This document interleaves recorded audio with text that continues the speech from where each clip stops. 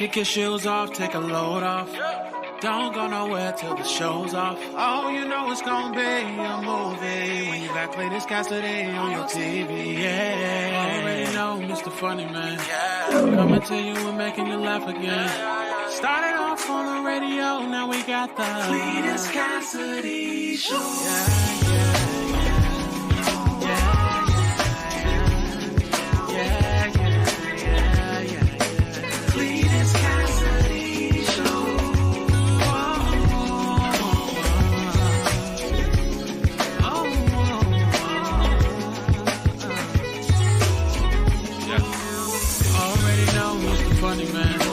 Coming to you and making you laugh again. Started off on the radio, now we got the Cletus Cassidy Show.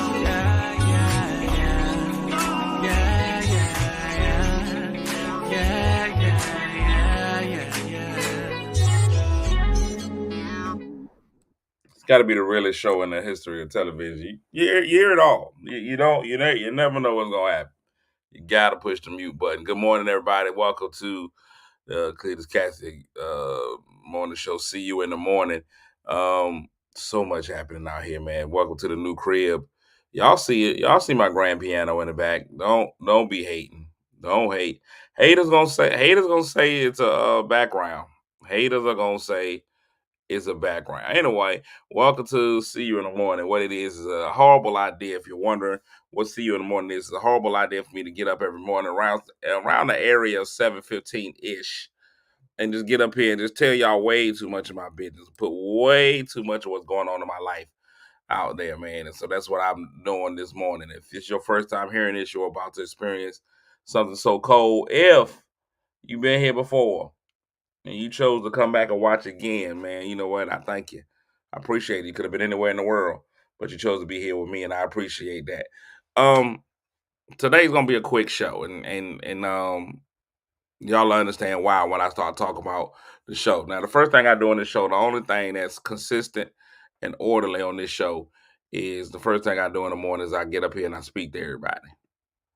I get up here and I speak to everybody and I say good morning. And those who speak to me, the first three people get the M&Ms, the mythical medals.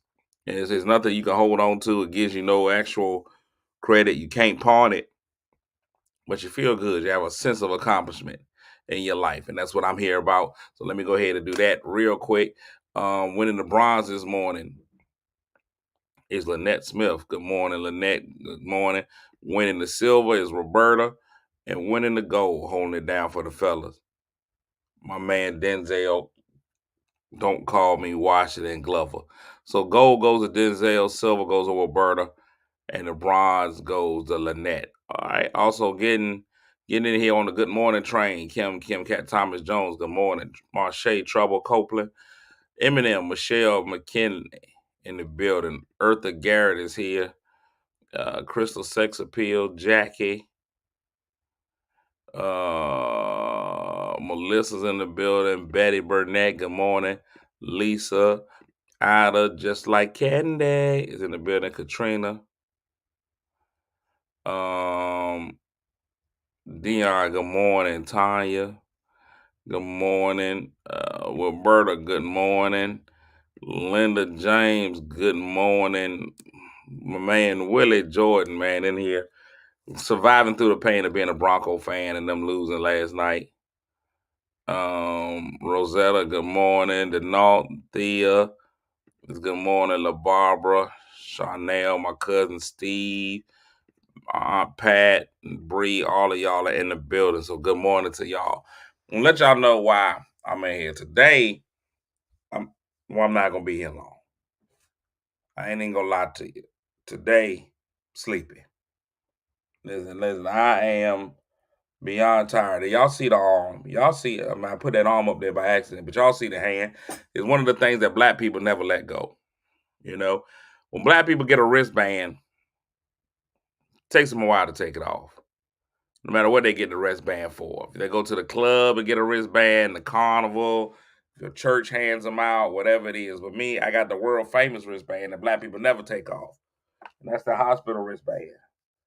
When black people get that hospital wristband, they don't never take that hospital wristband off. Don't ever take that hospital wristband off. I've spent most of the night into the wee hours of the morning in the hospital last night. So I'm tired. I'm tired. I went in last night, just true story. I was sitting around the house, and watching the Denver Broncos play football. And that was probably my first problem. That was probably the first thing I shouldn't have done. I know as somebody who has had recent heart issues and my dedication to the sport of professional football, I probably shouldn't be watching the garbage football team play. Because no matter how bad it is, everybody else realizes their team is bad, except Cowboy fans. Cowboy fans still going to every game thinking their team is still good. I'm a Bronco fan. I realize that I've got a horrible team. My team is bad. I realize that. So I'm sitting watching the game. And we're losing as normal. Exactly what I expected of the team. So I knew what we was going through. I knew what was going to happen. I'm a realist about my team. I knew that there wasn't going to be a win on the horizon. I knew it, but I still put myself through it. I still sat and I said, I'm going to watch my team play because I'm dedicated. I may not be able to do relationships. I may not be able to do relationships well. I've been dumped hundreds and hundreds of times, but I can stay faithful to the Denver Broncos. Never cheating. Stay right there with them. I'm watching the game when suddenly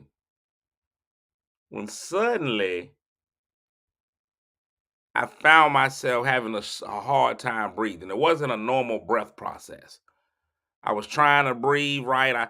I even used all the blackness of my nose. Being a black person, we have larger noses, and I decided to use all of it to try to sniff up all the white man's air. And I couldn't. I couldn't get any air into my system, and I didn't feel right.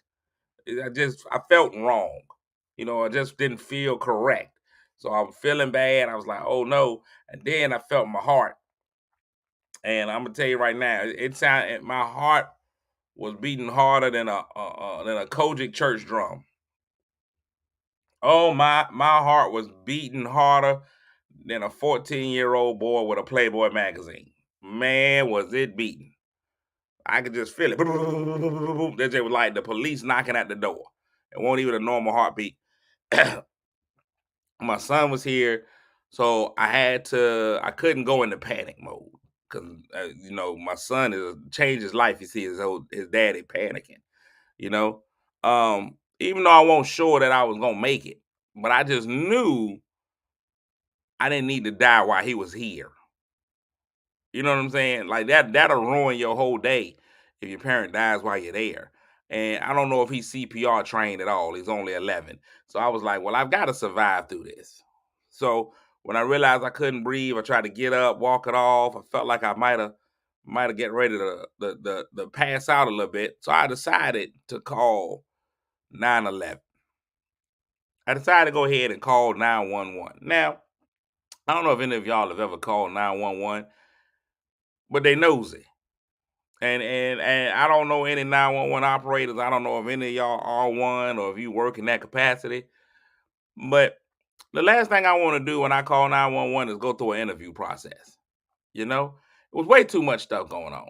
And I knew I did the wrong thing. I should have called and said, when they was like 911, what's your emergency? I should have went ahead and said white person in trouble. And they would have had everybody here. Police, fire, everybody would have been here within seconds. But because when you're going through a stressful situation, you don't have time to think up your lie the way you want to, I went ahead and told the truth. She began me on a litany of questions. I told her I believe I could be having some sort of heart attack, which led her to ask me 4,647 questions. Have you ever had one before? Did your mama have a heart attack? How many licks does it take to get to the Tootsie Roll center of a Tootsie Pop? I was like, man, I don't even know if that has to do with anything. If you could just send some help. Like, do you have any pets? Have you eaten today? She asked me 437 questions. I'm not even gonna lie to you. The 911 operator asked me more questions than the doctor did. The doctor asked me like 4 questions. 911 operator, 4,556. It was a constant barrage of questions. Then my favorite statement that she made is two statements that 911 operators are making at this point in time, at this juncture, that I think we need to go ahead and cut down. Statement number one, she told me, well, you know what? Don't eat or drink anything right now. Don't have a snack, is basically what she told me. Paramedics are on the way. Don't go get you a snack. Who's thinking about a snack at this moment? Who was like, you know what? Let me go ahead. I'm finna go to the hospital. Let me go ahead and grab a sandwich. No, no, no. I've got time. Let me go ahead and get a bag of nabs so I can go ahead and be straight, so I won't be hungry on the ride over. That was her instruction to me, not to go eat and drink anything. That's what she told me. J.D. Martin Luther King said you'd be surprised. I know I won't. I won't probably be surprised. But I just knew that a ham sandwich wasn't what I was thinking. I won't fit in the pack no lunch. And I figured if I was going to meet Elizabeth, she gonna have something cooked. You understand what I'm saying? It wasn't for me. So they got here, the paramedics came, they were very nice. So shout outs to the Portsmouth paramedics. The paramedics came and the fire truck. They both came together at the same time. It was good to see two people coming at my house because that never happens. So and Willie was texting me about the game as I was in the ambulance. Willie was like, "You at this game?" I was like, "No, I'm not at the game, not at all." Willie was texting me, "Why?" He was like, "What do you think it is? You think it's the offense? You think it's the play calling?" I was just like, I think I just don't want to meet Jesus. That's all I'm thinking. That's what I was thinking the whole time. So I went to the hospital, and I'm gonna tell you what, they gonna leave you sticky. If you ever have any kind of heart situation, they gonna put so many of them little nodes on you. They took 47 EKGs and they just put stickers on me. I felt like my doctors were gonna watch Blues Clues later on. Like it was like going to a children's doctor's office. They just started putting ah, ah, ah. They put stickers on me. I ended up with pasties on my nipples. I was like, I'm ready for the strip club. I got these pasties on. All I needed was a tassel. Ah. So that happened. And they drew like 17,874 vials of blood. So I don't even think I have any blood left. I had to have lost 17 pounds in blood last night. So they got me with those. Um, Big shout outs to my man Dennis. I think he was really having a bad night. He was also in the emergency room, and he was going off. Um, when they put all the stickers on me, and it reminded me that I need to start manscaping. Listen, once they put them stickers on you, you got them stickers on. Any body hair you got is coming off. Y'all can call me patches right now. If I was to show you what's going on under here, oh, it's nothing but little circles and squares. You call me patches. I had to take that off. Yeah, you heard it come off. You heard each sticker. Each sticker took about a pound of hair off each time. And then I got the Brazilian chest wax last night. I was just happy that they don't have to monitor my nether regions. If they had to monitor, but that I would have had to walk out. That sticker would have stayed until it fell off. That sticker would have stayed. Tam was also texting me as I was in the hospital. I didn't feel like just telling people. It's hard to and see that and to my African American friends who were texting me last night, and I was texting back. It's hard to be like they be like, "Hey, you calling me about one thing?" They be like, "Hey, we got a meeting on Wednesday. What you want me to text back?" Hopefully, I make it till Wednesday because I'm in the hospital with chest situations. Um, Oh, I forgot about the second weird question that they asked you at 911 that we got to really get over. 911, I'm going through this, telling the lady I think I'm having a heart attack, think this might be it. And she was like, "Well, would you like me to stay on the phone with you until the paramedics arrive, or you good?" That's what she asked me. Would you like me to stay on the phone with you until the paramedics get there? You good? No, ma'am. I'd rather just go ahead and lay here in peace and quiet, just wondering if the ambulance is ever gonna come. Unable to communicate that they was at the wrong house. Like what if they had to stop at a neighbor's house? I'm sitting here looking at them, but I can't talk back and I can't even tell you they at the wrong house. Yeah. Yeah, they actually ask you, would you like me to stay on the line with you? That's what it was. And I couldn't tell. When it happened, I immediately called 9 to the 11. If I had to wait for you to get, you live far away. I'm gonna tell you one thing about me. I ain't like my mama. I'm not worried about the cost. Put me on that ambulance. Put me on the ambulance. So I went in there. So now everybody, I'm sure y'all are saying, well, what was the problem? What was wrong with you? My potassium. I got a lot of rich potassium, but I don't have no potassium. My potassium is low, and you don't really realize how important your potassium is until you ain't got none. So this is the second time I've had really low potassium, so I got to start eating more bananas. And if y'all know about me, I'm real self-conscious about banana eating. I'm not just slapping a banana in my mouth. I am not. I got to cut it up, break it up, do something with it. So I cut my banana, break it up. So I need to eat more. And they gave me, if you ever had to have a potassium IV, let me tell y'all what it feels like. Just take the third level of hell and put that into your arm. That's what a potassium IV feels like. It feels like they just go ahead and put all of Satan and his minions right in your arm. The imps, everybody.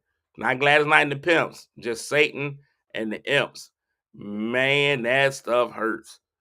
So my potassium is low, and if you don't have a good potassium level, potassium can cause you to cramp up. You always think, okay, I get body cramps, blah blah blah blah blah. But it also can cause irregular heartbeat, and so my heartbeat got irregular. My heartbeat was similar to the clothes I used to wear as a child, and they were slightly irregular. So they did tell me spinach, broccoli. They told me potatoes with the skin on it. Don't eat the potatoes naked. That's gonna be a good source of potassium. And I mean, I could eat avocados, but why? I just had a discussion with a friend yesterday who told me that she loves eating avocados, and I was like, but why? They take matter of fact, I got this index card right here. If I were to take this index card right here, put some salt and pepper on it, it'll taste just like an avocado. Avocado has absolutely no taste. None whatsoever. Avocados is like a hood girl gone wrong. Absolutely no taste, but everybody wants them. I don't understand you people that eat avocados. It's got nothing. No, you got to put 16. The avocados is the blandest. It's not. I've tasted wax crayons that taste better than avocado. You can put an avocado in there just because they say it's good for you. You ain't nobody ate no avocado and talking about something that tastes good. Avocado don't taste good. Tastes like nothing.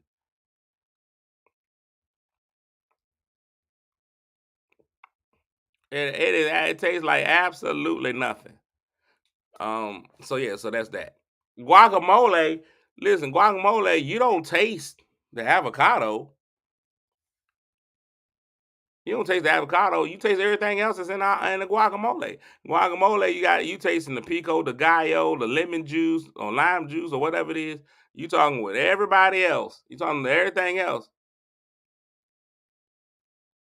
but you ain't tasting the avocado. Avocado's not delicious. Not delicious at all. And for those of y'all who like it, it's up to you.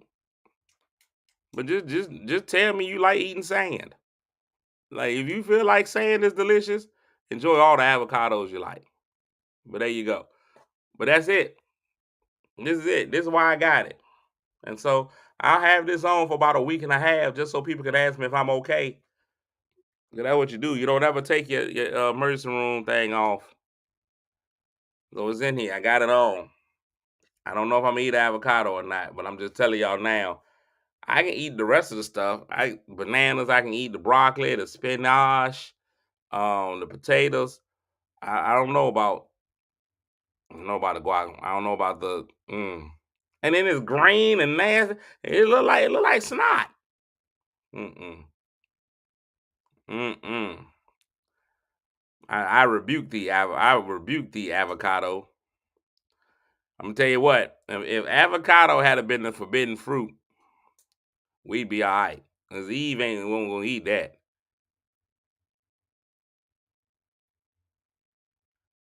That was like look like a big bowl of snot. Yeah. Why they kill my dog? Hey man, I miss my Uncle Charles, y'all. Yeah, okay, Terry. I'll do a bowl of spinach every day. Make me Popeye. That'll work. I'm good with it. So to find out it was just my potassium level was good. Was it any less scary? No, not at all. Not at all. But luckily my son was here to go through it. So now there's nothing that can really phase him in life. He's now a man. My son is now a man. When you go through a situation like that, he handled it like a G. He went right ahead and just dealt with it. He was just like, bam, bam. I told him what to do. I was like, hey, call your mom and tell her to get over here. And he did that. He called his mom. Was like, Mom, Dad said come get me right now. Something about he ain't right. So there you go. Put avocado on my spinach. Who puts a vegetable on a vegetable? Well, that makes no sense, Terry. I'm not putting avocado on my spinach. My spinach is already gonna be questionable. And now you want me to go put avocado on it? It's crazy. Lakeisha said, let's get you right. What do you need? How can we help? I'm fine. Like, I literally just got to eat my food. That's it. I just got to go ahead and do that and eat some potassium-rich foods. Give me some potassium pills, and probably just stop doing crack.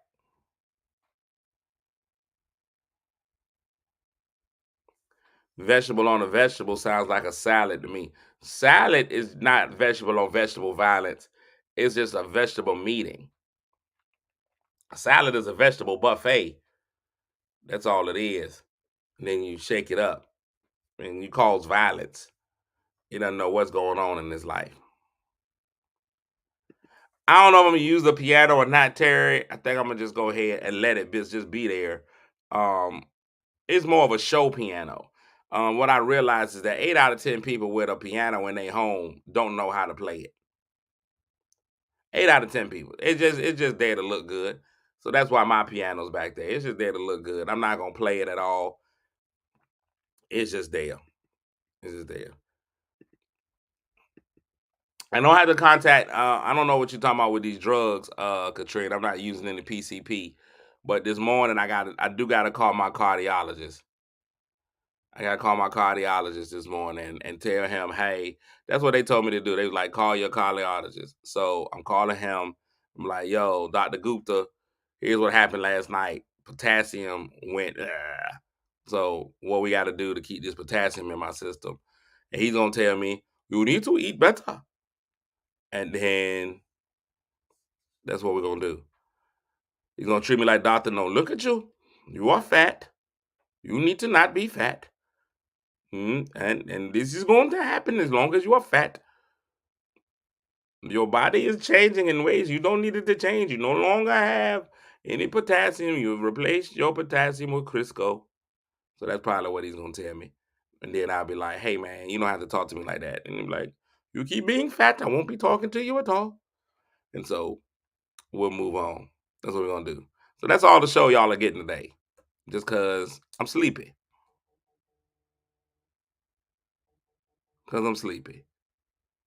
All right. I will see y'all in another morning. Talk y'all through it. All right. I'm out. Y'all have a fantastic day. And a great weekend. All right.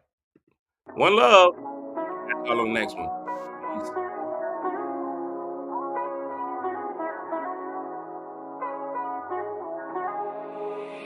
Kick your shoes off, take a load off.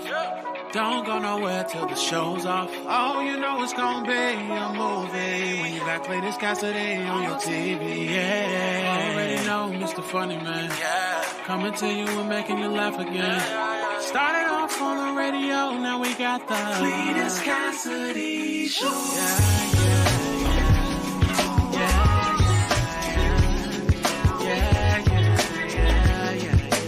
Cletus Cassidy Show.